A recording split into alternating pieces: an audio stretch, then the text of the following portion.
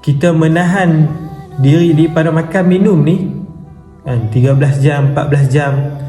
Tapi bila kita berbuka, Assalamualaikum warahmatullahi wabarakatuh. Alhamdulillah hari ni dah masuk 8 Ramadan. Maknanya dah seminggu sehari kita dah puasa. Alhamdulillah. Macam mana puasa hampa? Okey tak? Rasa haus ke? Rasa lapar ke? Tu biasalah kan.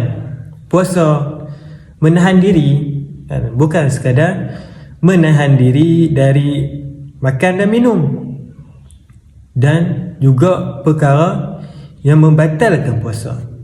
Sebenarnya kenalah menahan diri dari hawa nafsu ni, daripada ikut. Jangan kita ikut hawa nafsu.